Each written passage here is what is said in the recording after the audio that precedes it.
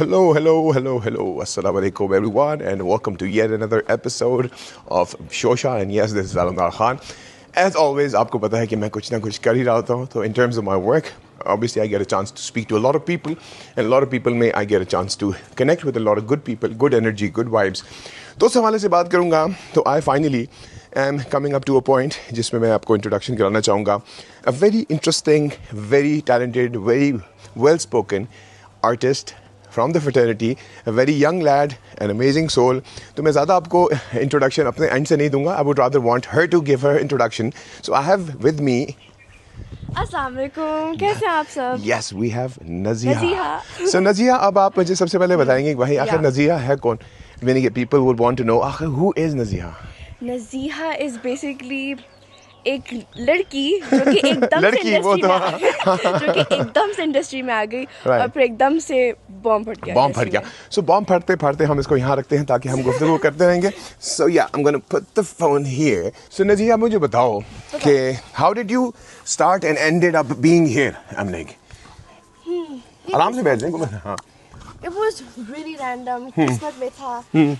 हो गया एकदम से. So how, I mean, like, did you always pursue passion? Because देखो, okay, by the way, guys, she's one of the youngest stars that I know, that I've met, and I'm honestly surprised to meet her because when I saw her, so she's playing one of the characters with me. इंशाल्लाह वो भी very soon आ जाएगा. तो उसके हवाले से मेरी जब गुफ्तगू हुई तो जब इन्होंने मुझे बताया तो करते करते थोड़ा सा मुझे अंदाजा हुआ कि you are how old are you? I'm 16. Okay. I'll be 17 this year. Okay, चलो तालियां. So I mean, like बड़ी बात है. So I was really surprised, but then obviously she is playing one of my younger ones in the project that we're doing together. तो मैंने एकदम से सोचा कि यार that's an interesting take. So Naziha, चले आप इंडस्ट्री में you stepped into the industry. आपने सबसे पहला ड्रामा किया. Yeah. So उसके हवाले से बताएं how was the experience?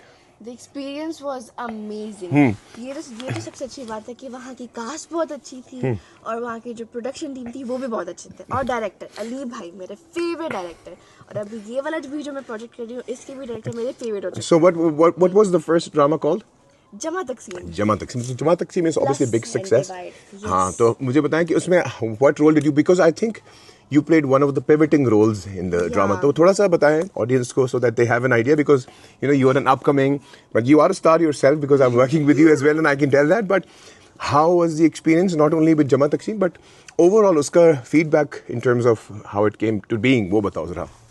पहले तो मैं ये बोलूँगी कि मैंने ये कैरेक्टर बहुत ही सोच समझ के लिया. पहले मुझे लगा था कि ये एक नॉर्मल हाथ पे रख सकते हैं. पहले मुझे लगा कि ये एक नॉर्मल फैमिली मैटर वाला एक ड्रामा होगा जो कि बहुत कॉमन सा था. एंड आई वाज लाइक शायद ये इतना वो ना हो, हिट ना करे या एग्जैक्टली. लेकिन फिर जब मैंने प्ले किया मैंने बोला ओके सिद्रा का कैरेक्टर काफी इंटेंस है. अच्छा. फिर जब मैंने उसे प्ले किया और it was really hard क्योंकि normally the thing is कि जब लड़कियां इस चीज़ से go through करती हैं तो it's really hard to उन emotions को लाना, because ये होता है लड़कियों के साथ and it's really scary. It's very scary. So basically it's a real life story. So that's तो अब उसके बाद जब once you started the whole journey तो automatically फिर मुझे बताइएगा कि obviously फिर fan following भी बढ़ गई होगी. जब आपको लोग पहचानते हैं when you're out there somewhere, तो how does it feel? It feels amazing. इतने ज़्यादा लोग आते हैं बोलते हैं कि आप सिद्रा है ना जमा तकसीम के. मैं बोलती हूँ जी मैं वही हूँ. फिर वो बोलते हैं कि एक पिक्चर में बोलती हूँ ऑफ कोर्स. और वो जो छोटे छोटे बच्चे होते हैं वो आते हैं बोलते हैं आप वही है ना सिद्रा जमा तकसीम की. मुझे बहुत अच्छा लगता है, बहुत खुशी होती है. How supportive, obviously क्योंकि there would be a lot of youngsters out there who would want to get into the industry as well.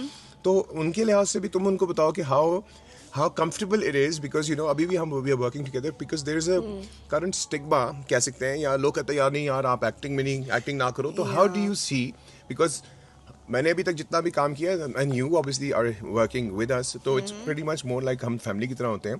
तो थोड़ा सा ऑडियंस को वो बताओ कि उनकी वो परसेप्शन कैसी तुम्हारी नज़र में कैसी रही, how does it feel, so that वो हम लोगों को माइंड में भी वो चेंज कर पाएँ कि it's a home vibe जब हम लोग साथ होते हैं when we work as family. तो बट इसको चेंज करने के लिए हम क्या कर सकते हैं? तुम्हारा एक्सपीरियंस कैसा रहा है अभी तक जब सबसे काम करती हो? should people be looking forward to work in dramas or not, if they have that spark, of course? अगर आपको दिल है आप लोग ज़रूर करो, बिकॉज जब आप सेट पे होते हो फर्स्ट फ्यू डेज ऑब्वियसली सब आपके लिए स्ट्रेंजर्स होते हैं, आप काफ़ी रिजर्व होते हो, you're like no I don't know this people, I should just stay in my room. लेकिन जैसे जैसे टाइम गुजरता है आपको एहसास होता है कि ये सेट पे सब लोग बहुत केयरिंग होते हैं, सब दूसरों की देखभाल करते हैं, सब दूसरों के लिए केयर करते हैं. और फिर एंड में एक टाइम आता है कि सब लोग फैमिली की तरह बन जाते हैं बिल्कुल, और फिर सब लोग गप्पे मारते हैं, एंजॉय करते हैं, बहुत मजा आता है, बहुत ज्यादा. और मुझे बताओ हाउ सपोर्टिव इज ऑब्वियसली तुम्हारे पेरेंट्स भी, I have met your mother as well, were a great soul. तो आपकी mama is definitely very supportive, your बाबा इज वेरी सपोर्टिव. तो मैं वैसे पूछना चाहूँगी उनको how do they feel not only being supportive but उसके अलावा उनकी क्या फीलिंग होती है जब वो तुम्हें ड्रामे शॉम में देखते हैं? दे फील वेरी प्राउड क्योंकि वो देखते हैं कि मैं स्टडीज को भी इक्वली लेके जा रही हूँ विद एक्टिंग एज वेल. मेरे इम्तिहान भी आ रहे हैं 31 मार्च को और शूटिंग भी चल रही है मेरी. हाँ. तो कैसे मैनेज कर रही हो ये सारा?